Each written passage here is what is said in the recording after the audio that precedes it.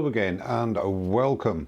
On the lathe today I've got a piece of 8x6 Mulberry, and I did turn a vase about a year or so, 18 months ago, out of the other part of this lump that I was very kindly given, and I'm not 100% sure what I'm going to be turning with it. I'm going to turn it down, get it sort of roundish, and then assess the situation, see how much bark and what have you stays on there, and I'll give you an overhead view so you can see what I'm working with. So this gives you an idea of the shape and indeed the character that could well be in this piece of wood.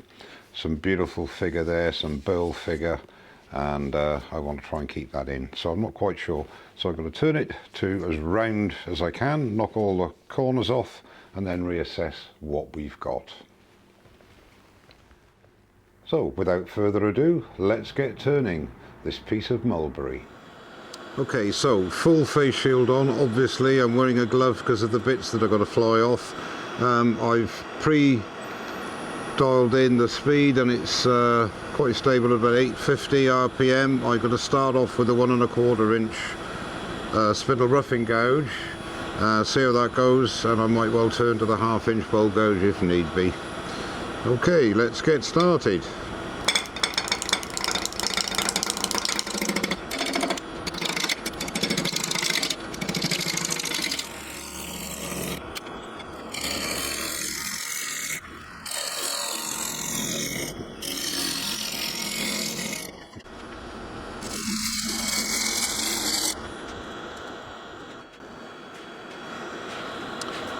So I've got an idea what I'm working with now. I've got to put a tenon on this. I'm going to straighten this up here and put a tenon down here, put it in the chuck, and then start shaping and see what evolves.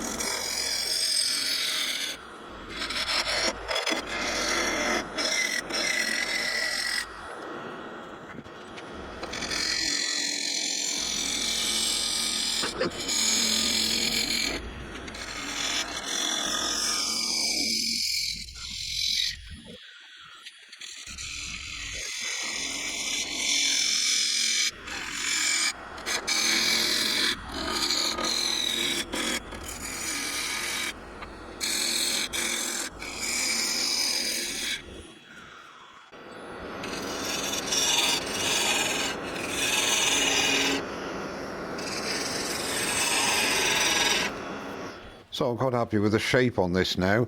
I'm going to bring the base down a bit more. I might bring it down now actually, so I know what I'm playing with. I just put a little bit of thin CA there, just to hopefully stop that crack from getting any bigger, but it shouldn't. I mean, it's very dry wood anyway. So that's what I'll do. I'll just bring this down a little bit more, and then we'll sand up the outside. And again, it's most probably going to be an oil finish, but I'm not sure yet. So what I'm going to do is to hollow out the inside first to see how much of the inclusion I can get to be a see-through window, as I like, as you know, and here as well. And I think that's going to be quite a simple task because it does go in quite deeply. Okay, let's get on.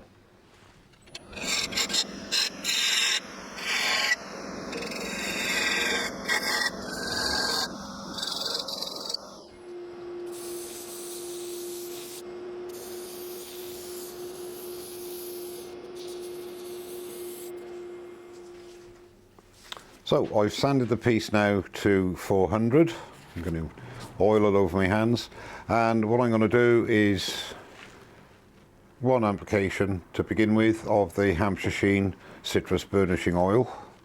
Now obviously some of the inclusion here is going to be turned away, but we can't not put one coat on to see what it's going to look like.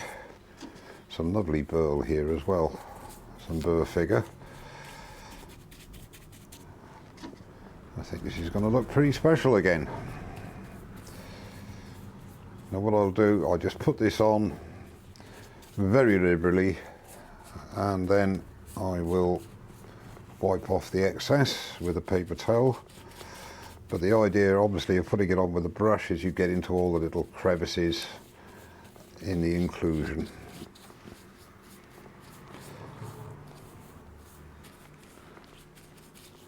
Okay, so I'll leave that for a couple of minutes and then wipe off the excess, and then we can get on with hollowing out the inside.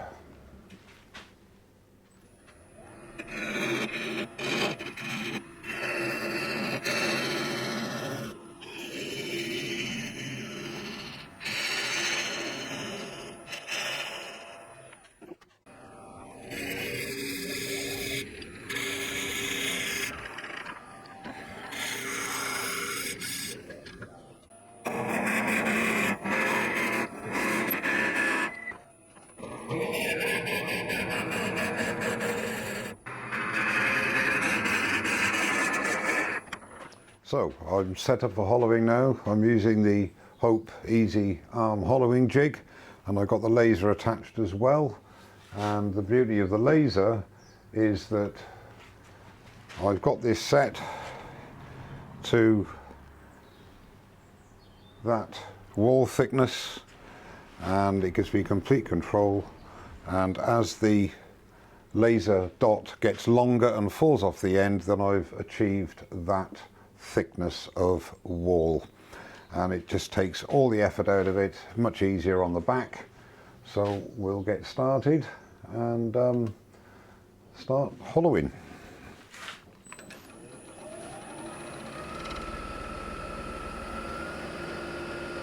Around 1200 RPM to start with, and we can see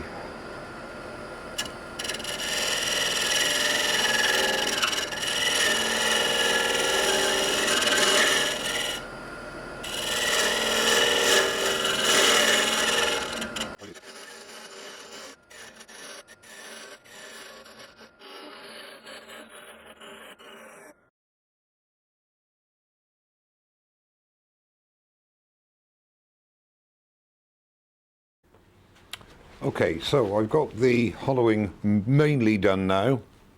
We're down to about this area here, and what I shall be doing now is using the 25mm round scraper, and that will then refine any tool marks and get down to the final wall thickness that I'm looking for.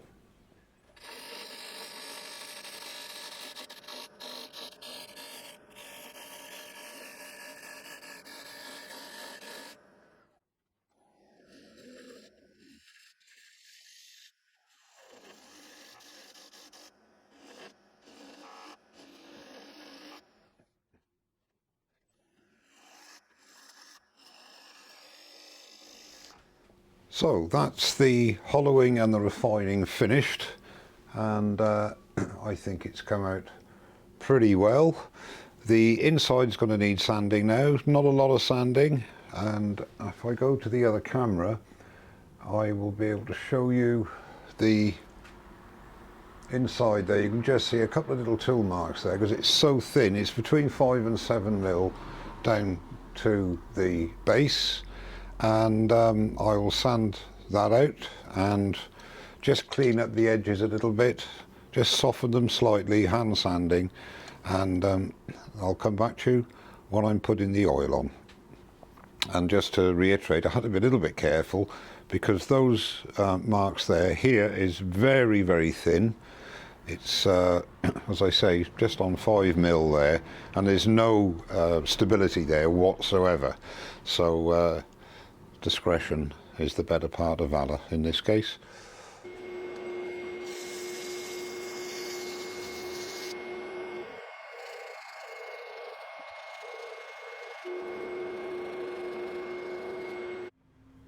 So I finished sanding the inside. I sanded up to 240 and I've applied one coat of the Hampshire Sheen citrus burnishing oil.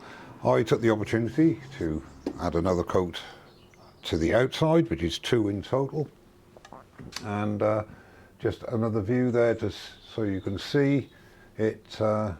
It's come out pretty well. I'm very pleased with it, and I will keep applying coats of oil until it is saturated, allow it to cure, and then buff it, and it'll come up to a nice satin sheen. So what remains to do now is to pard him off, and the job is done.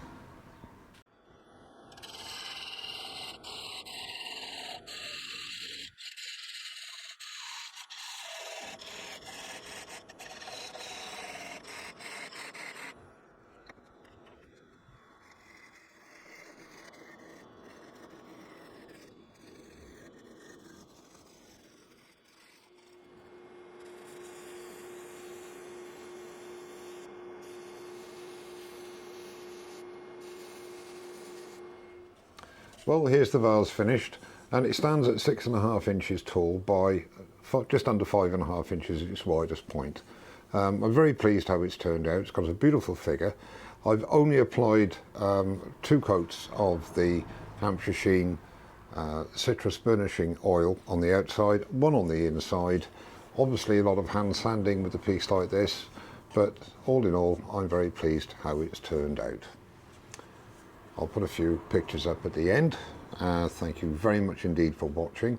Don't forget to subscribe, and I'll see you very soon. Cheers now.